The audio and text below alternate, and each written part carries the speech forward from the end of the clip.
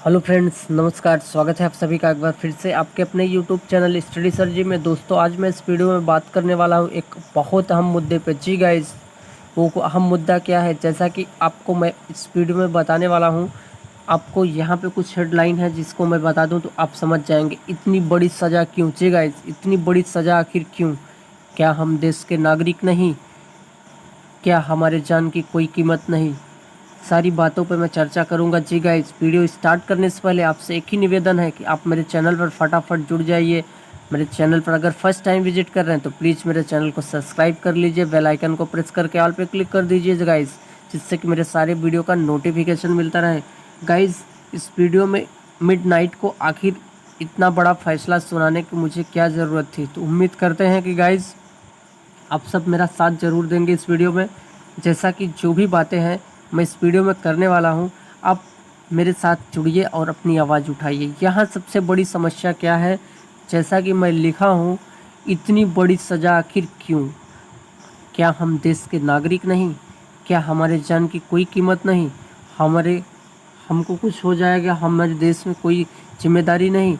तो इन्हीं सब बातों को लेकर के मैं अपने इस वीडियो में बात करने वाला हूँ। क्या हम पूरी तरीके से अपने देश से ये आवाज़ नहीं उठा सकते कि हमारी जान आपके लिए ज़रूरी नहीं? ज़रूर गाइस। क्यों? क्योंकि ये हमारा संवैधानिक अधिकार है, इसको हमें कोई छीन नहीं सकता। ये हमें संविधान के द्वारा मिला है कि हम अपनी आज़ादी के लिए लड़ सकते हैं। हम तो यहाँ तक न्यायालय का दरवाज़ा भी खटखटा सकते हैं। अगर आपको बता दें, अगर पुलिस प्रशासन नहीं इस बात को मानता है तो हम न्यायालय तक जा सकते हैं। तो काफ़ी चीज़ें मैं इस वीडियो में आपसे बात करने वाला हूं। जैसा कि आप सभी को बता दें कि अनुच्छेद आर्टिकल 32, जी गाइस, अनुच्छेद 32 संविधान की आत्मा कहा जाता है। जी guys, soul of constitution. Article 32 is soul of constitution.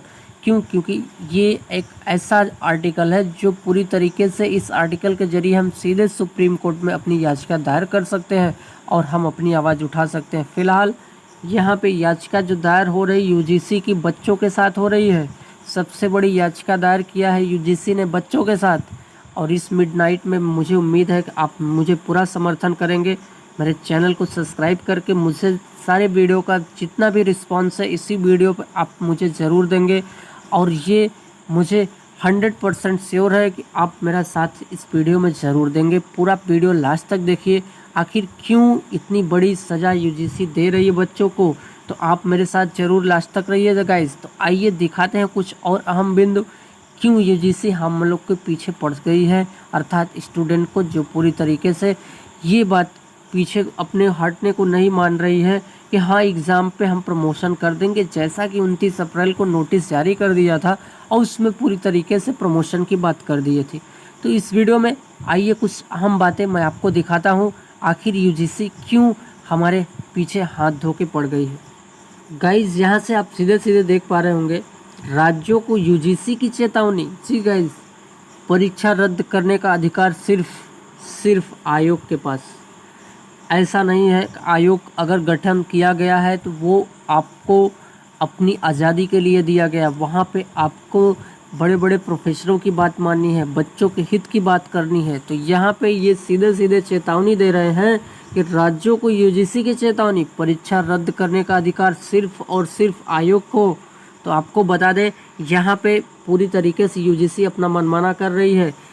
विश्वविद्यालय अनुदान आयोग यूजीसी ने अंतिम वर्ष के विश्वविद्यालय परीक्षाओं को रद्द करने के लिए राज्यों को चेतावनी देते हुए कहा है कि राज्यों को ऐसा करने की अनुमति नहीं है और आयोग के पास कार्रवाई करने की शक्ति है। हाँ भैया, शक्ति है आपके पास, लेकिन बच्चों के साथ खिलवाड़ करने की शक्ति नहीं दी गई आपको, बच्चों के हित की बात करने के लिए दी गई। फिलहाल यहाँ पे कुछ बातें ऐसी हैं जो हम कह नहीं सकते और इसके पीछे बहुत बड़ा हाथ है। फिलहाल देखिए इसमें, इस वीडियो में यूजीसी क्या जो है स्टेट के साथ करने जा रही है। विश्वविद्यालय अनुदान आयोग ने अंतिम वर्ष के विश्वविद्यालय परीक्षाओं को रद्द करने वाले राज्यों को चेतावनी देते हुए कहा है कि राज्यों को ऐसा करने की अनुमति नहीं है और आयोग के पास कार्रवाई करने की शक्ति है। राज्य विश्वविद्यालयों को संशोधित दिशा निर्देश का पालन करने के लिए कहते हैं। यूजीसी ने कहा कि राज्य कानूनी रूप से दिशा निर्देशों का पालन करने के लिए बाध्य है। जैसा कि ये ज़रूरी नहीं है कि अगर इस महामारी में पूरी तरीके से बच्चे अगर सहमत नहीं हैं तो उनके साथ आप न्याय दीजिए और उनको पूरी तरीके से आप प्रमोट करिए। लेकिन यहाँ पे पूरी तरीके से यूजीसी एक बड़ी सियासत की, कहने का मतलब बात उठा दी है। सियासत की यहाँ पे एक तरीके से बात करें तो पॉलिटिक्स की जा रही है। द हिंदू की रिपोर्ट के मुताबिक अगर बात करें, एचआरडी सचिव अमित खरे ने कहा कि यूजीसी अधिनियम के अनुसार राज्य सरकार यह निर्णय ले सकती है स्कूली शिक्षा के अतिरिक्त जो राज्य हायर एजुकेशन की वर्तमान सूची में है, यूजीसी और एआईसीटी जैसा कि अखिल भारतीय तकनीकी शिक्षा परिषद, एक बार फिर से आपको बता दें, यूजीसी और एआईसीटीई जैसा कि अखिल भारतीय शिक्षा परिषद, तकनीकी शिक्षा परिषद के निर्देशों को लागू किया जाना है, यह अधिनियम में है। ऐसा ज़रूरी नहीं कि जो यूजीसी अपनी फैसला मानते हैं, यूजीसी सर्वोपरि है, हम उसको पूरी तरीके से, आज तक क्यों नहीं हम यूजीसी का उल्लंघन किए, आज ही क्यों ज़रूरत पड़ गई यूजीसी के बात को हमें न मानने की। पूरी तरीके से ये बात कहीं ना कहीं समझनी होगी। दरअसल हाल ही में दिल्ली सरकार ने राज्य के अंतर्गत सभी विश्वविद्यालय की परीक्षाएं रद्द करने का निर्देश दिया है, जिसके बाद यूजीसी की प्रतिक्रिया आई। अब तक पंजाब, महाराष्ट्र, उड़ीसा, पश्चिम बंगाल सहित कई राज्य पहले ही परीक्षा रद्द कर दी। उन्होंने केंद्र को लिखा कि वे परीक्षाएं आयोजित करने की इच्छा नहीं रखते। विश्वविद्यालय रद्द करने वाले राज्यों को दिल्ली नवीनतम राज्य में शामिल हो गया है। हालांकि यूजीसी ने पहले सितंबर अंत तक ऑनलाइन ऑफलाइन मोड में अंतिम वर्ष की परीक्षाएं आयोजित करने का निर्देश दिया था। नियामक संस्था ने राज्यों से परीक्षाओं के संचालन पर संशोधित दिशा निर्देश का पालन करने के लिए भी कहा है। इसके अलावा मध्य प्रदेश, जिसने पहले परीक्षाओं को रद्द कर दिया था, लेकिन अब यू टर्न ले लिया है और कहा है कि अब परीक्षाएं आयोजित करेगा, जबकि राजस्थान, हरियाणा, जिन्होंने परीक्षा रद्द कर दी है, उन्हें अभी नए यूजीसी के दिशा निर्देशों का पूरी तरीके से जो है उसके दिशा निर्देशों का अनुसार वो पूरी तरीके से निर्णय लेंगे कि एग्ज़ाम कराएं या ना कराएं। तो गाइस, जैसा कि जितनी बातें थी हमने आपको बताया, इसमें फ़िलहाल आपको बता दें कि द हिंदू के हवाले के एचआरडी सचिव ने कहा, जैसा कि अमित खरे एचआरडी के सचिव हैं, महासचिव, उन्होंने कहा यदि बिना किसी मूल्यांकन के डिग्री प्रदान की गई तो सोचिए भविष्य कैसा होगा। अगर अभी आप फाइनल टर्म की डिग्रियां एग्ज़ाम के बिना दे दी जाती है तो अगले टर्म का क्या होगा।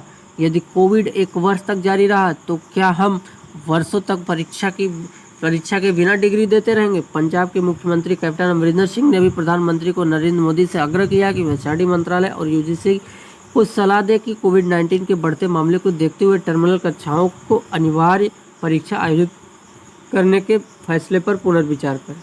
गाइस, कहीं न कहीं कैप्टन अमरिंदर सिंह जैसा कि पंजाब के मुख्यमंत्री जी हैं और पूरी तरीके से मोदी जी को पत्र लिखकर उन्होंने एक आग्रह किया है कि यूजीसी से कह दे कि फैसले पर पूरी तरीके से विचार करें कि हम फैसले को वापस ले लें, बच्चों को प्रमोट कर दें। मानते हैं आप यूजीसी की सारी बातों को, हमारे सर आंखों पर है, बट एक बात यूजीसी की माननी पड़ेगी या फिर हमारी बात यूजीसी को माननी पड़ेगी। इस सिचुएशन में पढ़ाई पूरी तरीके से नहीं हो पाई है, ऑनलाइन क्लासेस चली हैं, वो भी कम्प्लीटली नहीं चली है। बच्चों की तैयारी जो भी थी इस लॉकडाउन में प्रमोशन को लेकर के उन्होंने पहले आवाज़ उठा दी। इस वजह से सारे बच्चों ने एग्ज़ाम को पढ़ाई कहें तो कॉपी किताब से दूरियां बना ली। अब उनको ये नहीं पता कि उनके बुक्स किधर है और उनके नोट्स कहाँ पे रखे हुए हैं।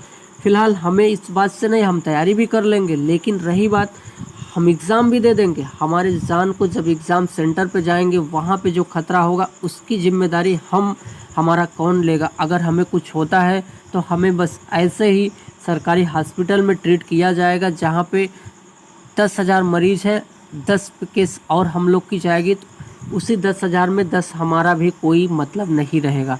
क्योंकि आपको बता दें जो सिलसिला देश में चल रहा है, यहाँ पे न तो बेड अवेलेबल है, न ही पूरी तरीके से यहाँ पे कोई तैयारियाँ हैं। फ़िलहाल ऐसे में हमारा क्या होगा, हम अच्छे खासे भले हैं। फ़िलहाल यूजीसी की गाइडलाइन हमें पूरी तरीके से एग्ज़ाम के लिए बाध्य कर देगी और हम जैसे ही एग्ज़ाम सेंटर पर जाएंगे वहाँ प्रॉब्लम क्रिएट हो सकती है। फ़िलहाल यूजीसी मानने को तैयार नहीं, वो पूरी तरीके से ये चेतावनी दे रही है कि जो राज्य इसके अगेंस्ट आएंगे, यूजीसी की गाइडलाइन फॉलो नहीं करेंगे, उनको पूरी तरीके से हम जो है उन पर कार्रवाई करेंगे। आपको बता दें, नेक्स्ट वीडियो जो मैं लाने वाला हूँ उसमें न्यायालय ने कहीं ना कहीं आवाज़ उठाई है यूजीसी को लेकर के, ये बातें कही है। अब देखना क्या है कि क्या न्यायालय पूरी तरीके से बच्चों को न्याय दिला पाता है या यूजीसी के सामने वो भी घुटने टेक देगा। फिलहाल नेक्स्ट वीडियो का आप वेट करिए, उसमें मैं बहुत अहम मुद्दे को बात करने वाला हूँ। तो गाइज इस वीडियो में लास्ट तक देखने के लिए, कोऑपरेट करने के लिए आपका बहुत बहुत धन्यवाद। और आपका कमेंट मिल रहा है मुझे, और पूरी तरीके से मुझे लगता है कि मेरी बातें आपको काफ़ी दिल को टच कर रही हैं, और आपका समर्थन जो मुझे मिलना चाहिए पूरी तरीके से आप दे रहे हैं कमेंट के ज़रिए। और अपना अगर कोई सुझाव देना चाहते हैं तो वो भी दीजिए, उसकी बात, ये आपकी बात मैं ज़रूर आगे तक लेके चलूँगा। तो गाइज इस वीडियो में इतना ही।